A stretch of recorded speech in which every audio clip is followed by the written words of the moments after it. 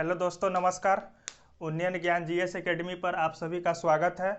और अभी हम लोग पढ़ रहे थे क्या ज्योग्राफी की क्लास में, पिछले क्लास तक देखे थे। और अभी हम लोग पढ़ रहे हैं इंडियन ज्योग्राफी। और इंडियन ज्योग्राफी में आज कुछ टॉपिक के बारे में पढ़ेंगे और देखते हैं कि भारत, जैसे कि पिछले क्लास में हम यहाँ तक पढ़ा करके छोड़े थे कि 8 जो केंद्र शासित प्रदेश है, और वो केंद्र शासित प्रदेश में एक पुडुचेरी है। और वो पुडुचेरी में जो 3-4 जिला है, 4 जिला था, और वो 4 जिलों का जो विस्तार है वो 3 स्टेट में था, 3 राज्यों में था। वहाँ तक पढ़ा करके हम लास्ट किए थे। और आज जो है, आज की क्लास में हम पढ़ेंगे कि भारत जो है किन किन देशों के साथ जो है अपना सीमा बनाती है। और वो सीमा जो बनाती है, तो वो जब सीमा बनाती है तो उस सीमा के पास में जो है एक लाइन तो निर्धारित हुआ ही होगा, और उसी लाइन के बारे में पढ़ना है आज। ठीक है, तो हम जानते हैं कि हमारा देश जो भारत है ये 15 अगस्त 1947 को आज़ाद हुआ। 15 अगस्त 1947 को जो है आज़ाद हुआ। 15 अगस्त 1947 को जब आज़ाद हुआ तो ये आज़ादी से पहले ये पाकिस्तान जो था ये किसका हिस्सा था? भारत का ही हिस्सा था, भारत का ही हिस्सा था। तो 15 अगस्त 1947 को आज़ाद हुआ, यानी कि 14 अगस्त को जो है आज़ादी मिल गई थी, 12 बजे रात में कह लीजिए 14 अगस्त को जो है आज़ादी मिल गई थी। और 15 अगस्त के दिन जो है हमारे देश में आज़ादी मनाई गई, और पाकिस्तान ने जो है 14 अगस्त को जो है आज़ादी स्वीकार किया। और पाकिस्तान में 14 अगस्त को आज़ादी मनाया जाता है, और अपना देश भारत में 15 अगस्त 1947 में। तो 14 अगस्त 1947 के दिन जो है आज़ाद हुआ अपना देश भारत।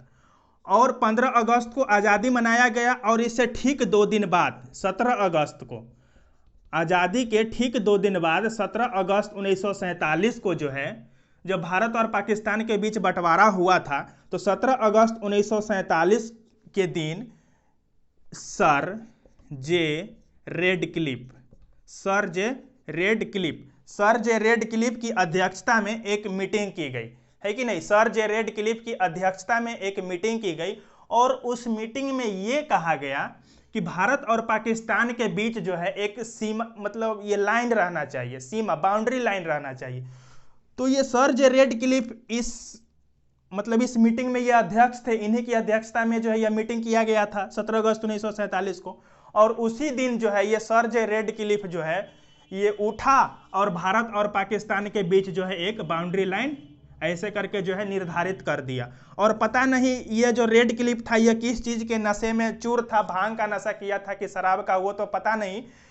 जब ये बाउंड्री लाइन खींचा तो इस तरीके से गया और अपना कलम चला दिया कि किसी के घर का दरवाजा पाकिस्तान में पड़ता था तो उसके घर का जो पीछे वाला हिस्सा था वो भारत में पड़ता था, तो किसी के घर का पीछे वाला हिस्सा भारत में पड़ता था तो आगे वाला हिस्सा पाकिस्तान में पड़ता था। और इस तमाम चीजों, मतलब ऐसा नहीं कलम चलाया कि मतलब बहुत सारे लोगों को जो है शरणार्थी होना पड़ा, यहाँ के लोगों को वहां और वहां के लोगों को यहाँ। तो ये रेडक्लिफ जो है अपना उठा और ये जो है बाउंड्री लाइन खींच दिया, तो इसी के नाम पर जो है ये रेडक्लिफ रेखा कहा गया, रेडक्लिफ लाइन जो है कहा गया। तो ये रेडक्लिफ लाइन किन किन देशों के बीच है? भारत और पाकिस्तान के बीच है।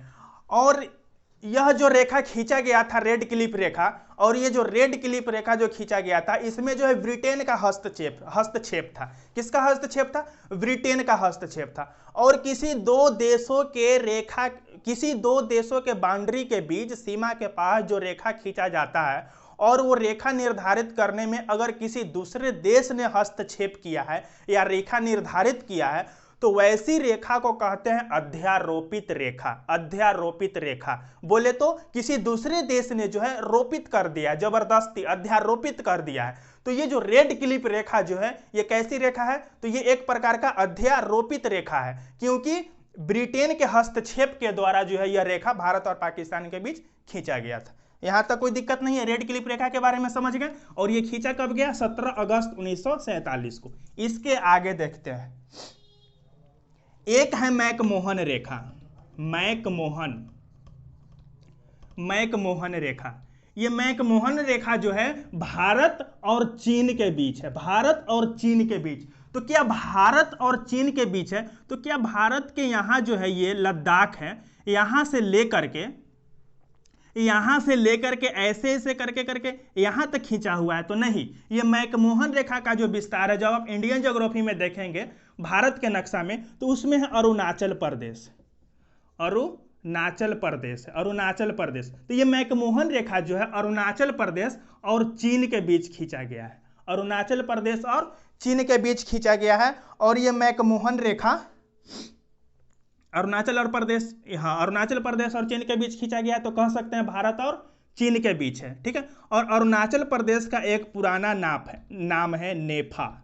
अरुणाचल प्रदेश को पहले जो है नेफा के नाम से जाना जाता था। इसका फुल फॉर्म होता है नॉर्थ ईस्ट फ्रंटियर एजेंसी।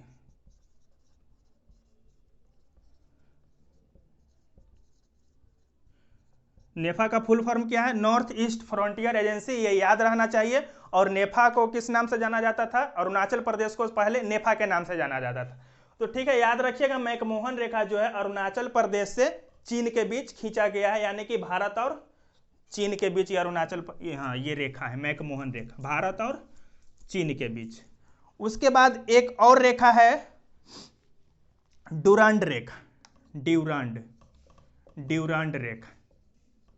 ये ड्यूरांड रेखा जो है, जब अपना देश 1947 में आजाद हुआ, तो 1947 से पहले जो है पाकिस्तान भारत का ही हिस्सा था, और एक है कि नहीं। और ये डुरांड रेखा खींचा गया था लगभग 1893 में। 93 में जो है प्रस्तावित हुआ था कि भारत और अफगानिस्तान के बीच एक रेखा होना चाहिए, लेकिन ये रेखा खींचा गया 1896 में। 1896 में डुरांड रेखा खींचा गया, और पाकिस्तान जो है भारत से अलग हुआ था 1947 में। तो जब पाकिस्तान भारत का हिस्सा था 1947 से पहले, यानी कि 1893 से 96 के आसपास, तो ये डुरांड रेखा कहलाती थी, भारत और अफगानिस्तान के बीच की रेखा है। लेकिन जैसे ही पाकिस्तान भारत से अलग हुआ, तो अब ये डुरांड रेखा जो है अफगानिस्तान और पाकिस्तान के बीच है। किसके बीच है? पाकिस्तान और अफगानिस्तान। पाकिस्तान और अफगानिस्तान के बीच ये जो रेखा है डुरांड रेखा है। लेकिन 1947 से पहले यही रेखा भारत और अफगानिस्तान के बीच कही जाती थी। ठीक है, यहां तक रेखा के बारे में जान लिए, डुरांड रेखा, मैकमोहन रेखा और रेड क्लिफ रेखा। तो ये 3 रेखा था, इसको याद रखना है। इससे आगे देखते हैं कि ये जो भारत है, ये भारत है, ऐसे है भारत, ऐसे। तो ये जो भारत है, इसकी स्थिति के बारे में देखते हैं। स्थिति, भारत की स्थिति, यानी कि किस भूभाग के अंतर्गत आता है भारत जो है, इसकी स्थिति जो है यह किस भूभाग के अंतर्गत है, इसके बारे में चर्चा करते हैं। तो इसके बारे में चर्चा करने से पहले एक छोटी सी चीजों को समझिएगा कि एक जर्मनी वैज्ञानिक हुए, जर्मनी वैज्ञानिक, और वो उन वैज्ञानिक का नाम था अल्फ्रेड वेगनर।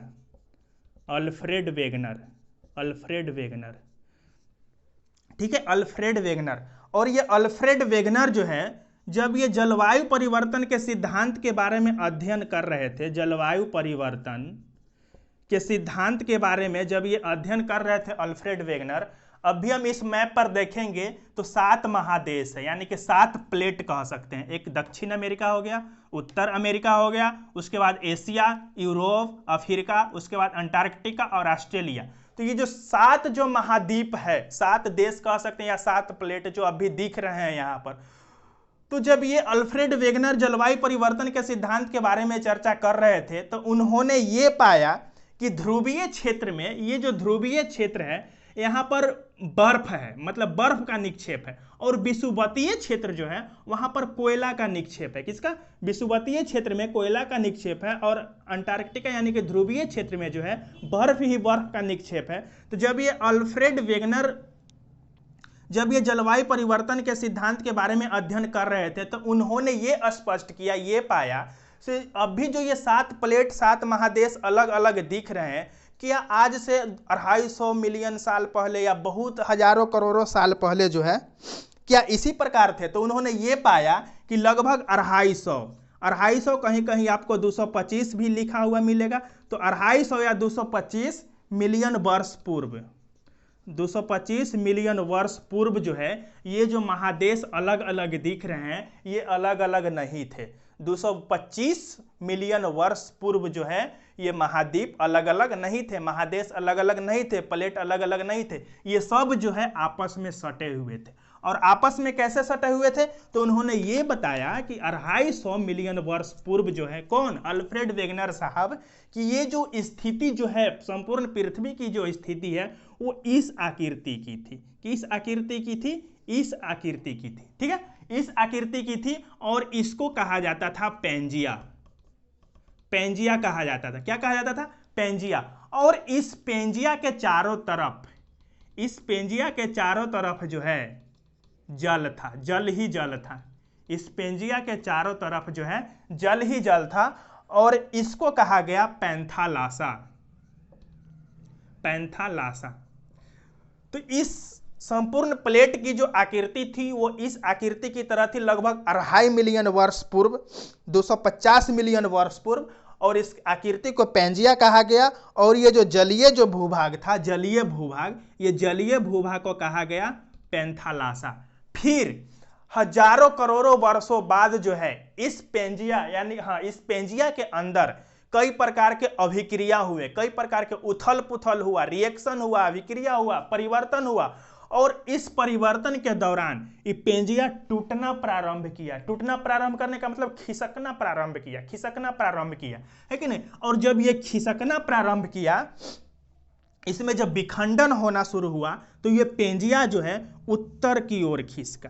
कुछ जो है उत्तर की ओर खिसका और कुछ जो है दक्षिण की ओर खिसका। कुछ उत्तर की ओर और कुछ दक्षिण की ओर खिसका। तो जो ये इस पेंजिया में जब विखंडन हुआ, खिसकना जब शुरू हुआ, तो जो उत्तर की ओर खिसका, उत्तर की ओर खिसका, उसको कहा गया अंगारा लैंड। क्या कहा गया? अंगारा लैंड। अंगारा लैंड या लौरेसिया। लौरेसिया, उत्तर की ओर जो खिसका उसको। और यही पेंजिया में जब विखंडन होकर दक्षिण की ओर खिसका, इसको कहा गया गोंडवाना लैंड। गोंडवाना, गोंडवाना लैंड कहा गया। ठीक है, तो अंगारा लैंड किसको कहा गया? जो उत्तर की ओर खिसका और जिसमें दक्षिण की ओर खिसका हुआ उसको कहा गया गोंडवाना लैंड। ठीक, अब गोंडवाना लैंड तो कहा गया, यह है आपका 0 डिग्री भूमध्य रेखा। यहां से देखिए 0 डिग्री भूमध्य रेखा यही है। इससे ऊपर उत्तर और इससे नीचे दक्षिण।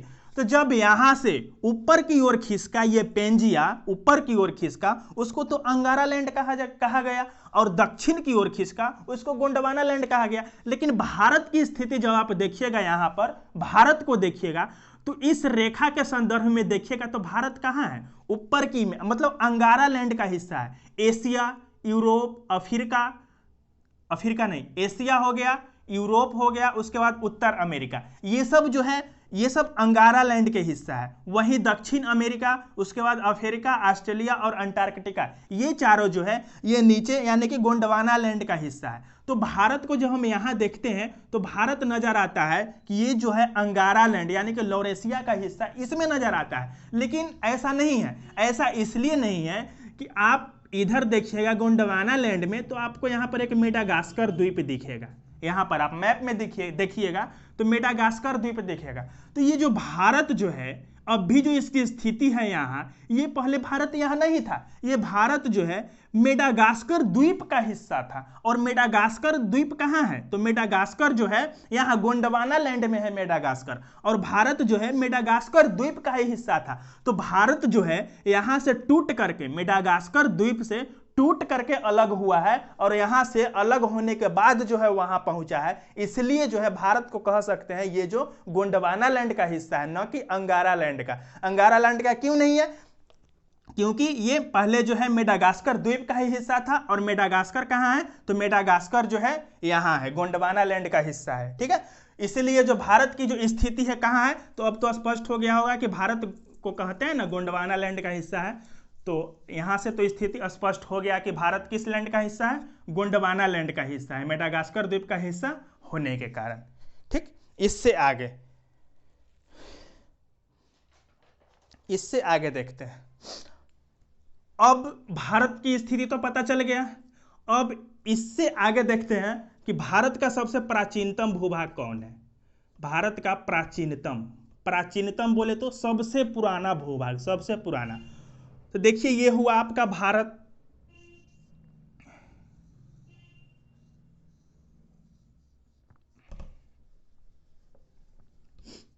ऐसे देखिए ये हुआ भारत, और सबसे प्राचीनतम भाग की बात कर रहा है तो आप यहां से जब देखिएगा ऐसे तो आपको हिमालय पर्वत दिखेगा। हिमालय पर्वत है यहाँ पर। उसके बाद ठीक यहाँ पर आप आइएगा तो आपको राजस्थान दिखेगा, जहाँ पर कि ये है बालू ही बालू है, जिसको कहते हैं रेगिस्तान। रेगिस्तान है यहाँ पर। यहाँ पर क्या है? रेगिस्तान है, मरुस्थल है। रेगिस्तान यानी कि मरुस्थल है यहाँ पर। उसके बाद यहाँ देखिएगा तो उत्तर भारत का विशाल मैदान है। ये उत्तर भारत का क्या है? यहाँ पर विशाल मैदान है। आप मैप में अच्छा से देखिए,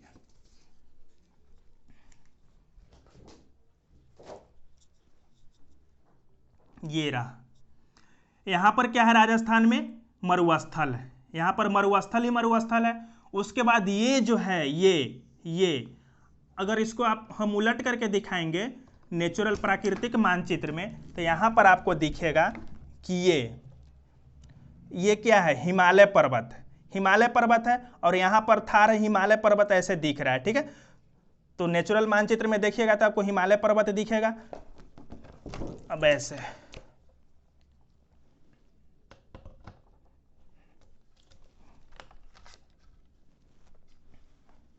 उसके बाद यहाँ जो है उत्तर प्रदेश हो गया, बिहार हो गया, उसके बाद मध्य प्रदेश का कुछ हिस्सा हो गया। ये जो है उत्तर भारत का जो है विशाल मैदान है, विशाल मैदान है, मैदानी क्षेत्र है। और ये जो है ये जो है दक्षिण भारत है। ये क्या है? दक्षिण भारत है। तो भारत का सबसे प्राचीनतम जो भूभाग है ये दक्षिण भारत है। दक्षिण भारत जिसको कहते हैं प्रायद्वीपीय पठार, प्रायद्वीपीय पठार कहते हैं। तो सबसे प्राचीनतम की बात करें तो प्रायद्वीपीय पठार है, और वहीं सबसे नवीनतम की बात करें, सबसे नवीनतम यानी कि नया भूभाग का, तो यह है उत्तर भारत का मैदानी भाग। मैदानी भाग यहीं पर मैदानी भाग जो उत्तर भारत का ये मैदानी भाग है, ये सबसे नया है। और ये जो है प्रायद्वीपीय पठार का जो ये भाग है दक्षिण भारत का, ये जो है सबसे प्राचीनतम है, सबसे पुराना भूभाग है। आगे यहां तक कोई दिक्कत नहीं। अब आगे देखते हैं भारत के तट के बारे में देखते हैं। तट बोले तो किनारा। जैसे कि आप कहीं जाइएगा नदी और के क्षेत्र में तो वहां पर आपको किनारा देखने को मिलेगा, किनारा यानी कि तट देखने का मिलेगा। उसी प्रकार से यहाँ जो है आप देख रहे हैं कर्नाटक हो गया, केरल हो गया, तमिलनाडु, आंध्र प्रदेश, उड़ीसा, पश्चिम बंगाल, गुजरात, महाराष्ट्र और गोवा, ये सब जो है तटीय राज्य है। तटीय राज्य यानी कि समुद्र के तट पर बसा हुआ है, समुद्र के तट पर बसा हुआ है। तो तट के संदर्भ में थोड़ा सा ये देखते हैं भारत के तट। भारत के तट जैसे कि ये हुआ देश भारत, और इसके तट के बारे में देखते हैं। तो ये गुजरात जो है, गुजरात का जो सबसे ऊपरी तट है इसको कच्छ का तट कहते हैं। कच्छ का तट है यहाँ पर किसका तट है? कच्छ का तट है, कच्छ।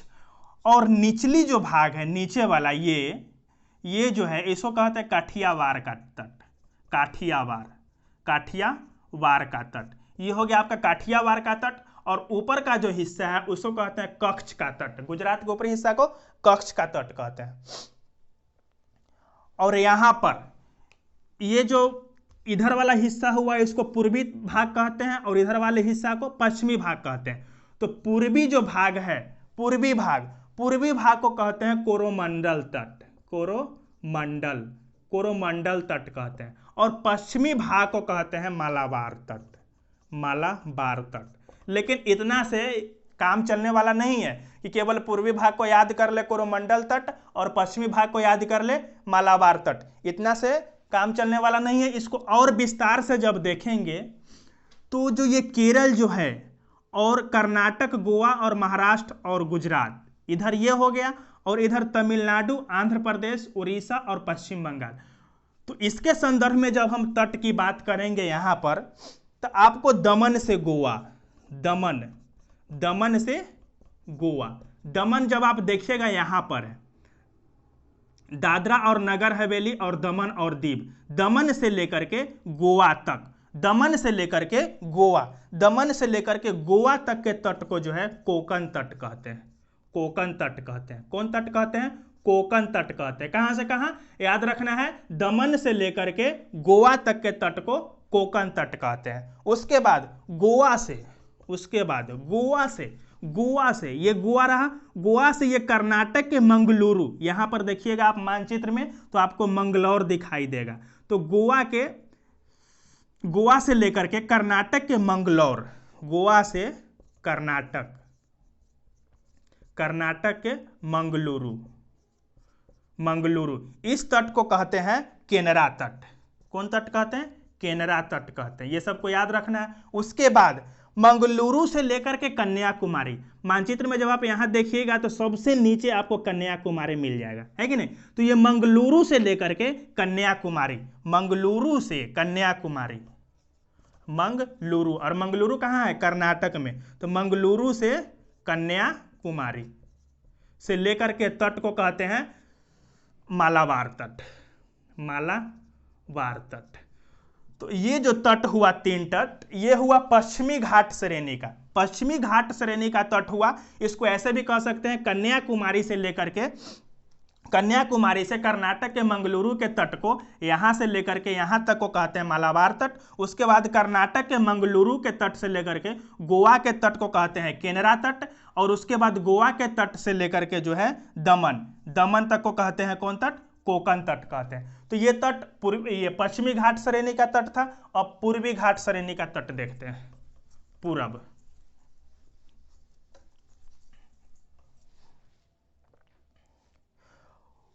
पूरब में देखिएगा तो ये है उड़ीसा, उड़ीसा, और उड़ीसा के तट को कहते हैं उत्कल तट, उत्कल तट। उड़ीसा के तट को क्या कहेंगे? उत्कल तट कहेंगे, ठीक है। और उसके बाद ये है आंध्र प्रदेश, आंध्र प्रदेश, इसको कहते हैं उत्तरी सरकार तट। आंध्र प्रदेश के तट को कहते हैं उत्तरी सरकार तट, उत्तरी सरकार तट। और ये जो तमिलनाडु है, यहां पर है आपको कोरोमंडल तट, कोरोमंडल तट।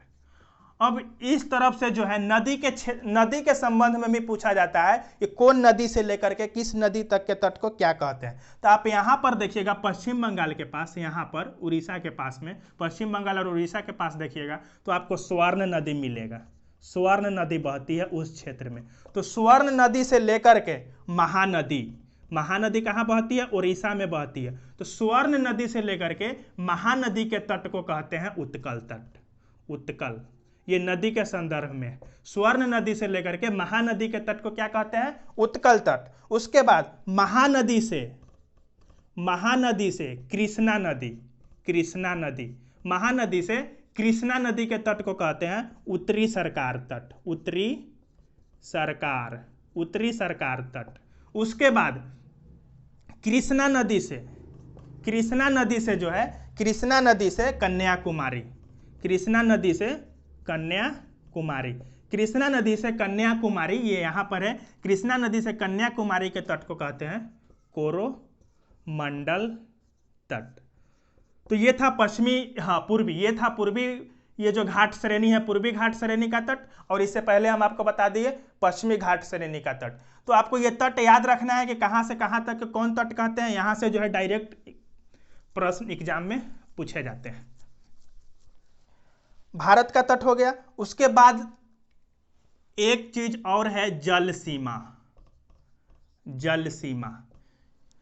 ये जो भारत देश है और इधर भी जल है, इधर भी जल है, इधर हो गया बंगाल का खाड़ी, इधर अरब सागर और नीचे जो है हिंद महासागर है। तो ये जल सीमा के बारे में देखते हैं।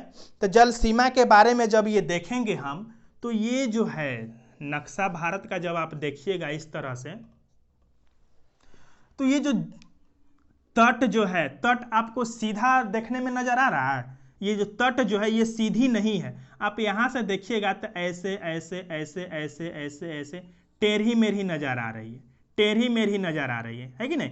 कहीं पर धंसा हुआ है, कहीं पर निकला हुआ है कि नहीं, कहीं पर धंसा हुआ है तो कहीं पर निकला हुआ है, टेढ़ी मेढ़ी नजर आ रही है तट। तो इसी तट को सीधा करने के लिए जो है एक आधार रेखा खींचा गया, यहाँ से जो है ऐसे करके जो है एक आधार रेखा खींचा गया और इसको जो है आधार रेखा मान लिया गया। ठीक है, इसको सीधा करने के लिए इस तट जो टेढ़ बाकुल टेढ़ी मेढ़ी जो दिख रही थी इसी को सीधा करने के लिए एक जो है आधार रेखा खींच लिया गया। ठीक है, आधार रेखा खींचा गया और आधार रेखा, ये आधार रेखा है और ये स्थलीय क्षेत्र है कि नहीं, ये आधार रेखा है ये, और ये क्या है, स्थलीय क्षेत्र। तो ये दोनों के बीच में जल है कि नहीं है, आधार रेखा और स्थलीय क्षेत्र के बीच में क्या है, जल है। इधर भी आधार रेखा और स्थलीय क्षेत्र के बीच में क्या है, जल है, और उस जल को आंतरिक जल कहते हैं। यहां पर जो जल है आधार रेखा और स्थलीय क्षेत्र के बीच में जो जल है उसको हम लोग कहते हैं आंतरिक जल, आंतरिक जल कहते हैं। ये जल इधर भी है और ये जल इधर भी है। ठीक है, यहां तक कोई दिक्कत नहीं है, आंतरिक जल कहते हैं। अब इससे आगे देखते हैं, तो ये जो आधार रेखा है, आधार रेखा, इसको मिटा देते हैं। एक है प्रादेशिक जल सीमा, प्रादेशिक जल सीमा, प्रादेशिक जल सीमा है। उसके बाद एक है संलग्न जल सीमा, संलग्न जल सीमा, प्रादेशिक, संलग्न, और उसके बाद है अनन्य, अनन्य जल सीमा, अनन्य जल सीमा। तो ये जो अभी हम आधार रेखा खींचे, आधार रेखा से लेकर के 12 नॉटिकल मील दूर, ये जो आधार रेखा है इससे दूर 12 नॉटिकल मील दूर, आधार रेखा से 12 नॉटिकल मील दूर या 12 समुद्री मील दूर, समुद्री मील दूर का जो क्षेत्र है उसको कहते हैं प्रादेशिक जल सीमा।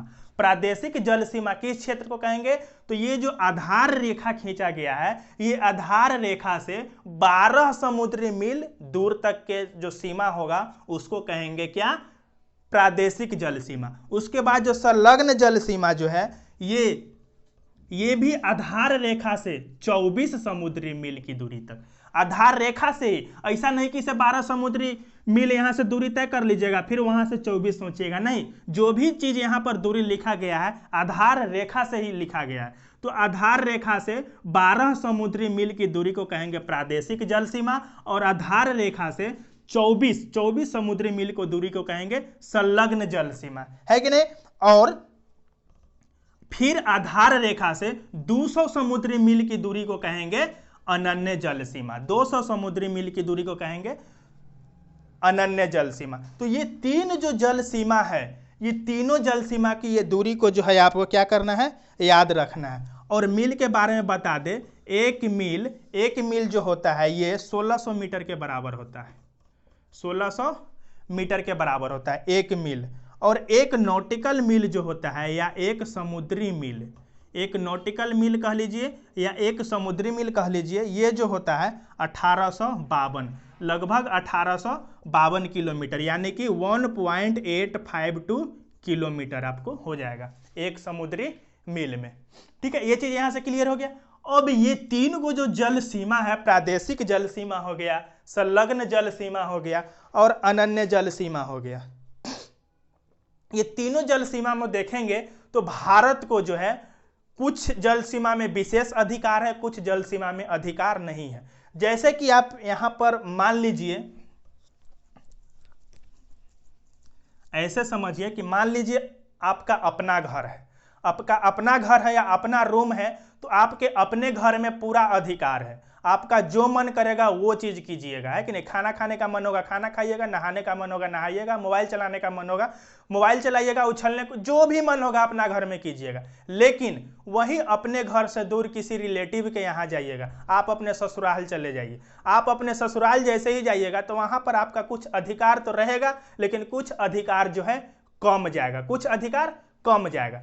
फिर आप अपने ससुराल के बाद फिर किसी आपका जो मानकर चलिए आपका कोई दोस्त है और उसका कोई दोस्त है और उसके दोस्त के बहन के यहाँ चले जाइए, तो क्या आपका वहां पर कोई अधिकार रहेगा? कोई अधिकार नहीं रहेगा। आप अपने दोस्त के बहन के यहाँ जाइएगा तो आपको चुपचाप जाकर के बैठे रहना होगा, चाय आएगा चाय पीजिएगा, नाश्ता आएगा नाश्ता कीजिएगा, उसके बाद हाय हेलो करके मिल करके चल आइएगा। वहां पर आपका कोई अधिकार काम नहीं करेगा। वहीं पर आपके अपने घर में आपको पूरा अधिकार है, ससुराल में थोड़ा सा अधिकार तो कम है लेकिन फिर भी अधिकार है, लेकिन वहां पर क्या हो गया? अधिकार खत्म हो गया। तो उसी प्रकार ये प्रादेशिक जो जल सीमा है, यहां पर जो है भारत का पूरा अधिकार है, अपना घर है, यहां पर इसको जो चीज मन करेगा भारत को वो करेगा। कहां पर? प्रादेशिक सीमा में। यानी कि ये जो आधार रेखा है, आधार रेखा से 12 समुद्री मील की दूरी में जो है जो चीज करना होगा वो चीज करेगा। तेल निकाले या कोई भी जमीनी संसाधन है उसका फायदा उठावे या जो कुछ भी करे, यहां पर जो है भारत का पूरा अधिकार है। फिर संलग्न जल सीमा जो है 24 समुद्री मील जो है, जैसे ही 12 समुद्री मील के बाद जो है वहां पर भी कुछ अधिकार है लेकिन कुछ सीमित तक है, कुछ अधिकार सीमित तक है। यहां पर जो कुछ अधिकार कमा है, पूरा नहीं कमा है लेकिन कुछ अधिकार कमा है। लेकिन ये अनन्य जल सीमा है, यानी कि ये आधार रेखा से 24 समुद्री मील के बाद 200 समुद्री मील तक जो जल सीमा है, यहां पर जो है भारत को कोई अधिकार नहीं है। वो क्षेत्र पर जो है विश्व के सारे देशों का अधिकार है, विश्व के सारे देशों को जो है जो मन में आएगा वो करेगा। लेकिन भारत का ऐसे कह सकते हैं मतलब उतना अधिकार नहीं है कि नहीं? पूरा अधिकार नहीं है, विश्व के सारे देशों का अधिकार है, उस पर कुछ कोई खास अधिकार नहीं है। इस तरीका से समझ सकते हैं आप। ठीक है, यहां तक समझ गए? जल सीमा, जल सीमा आपको क्लियर हो गया।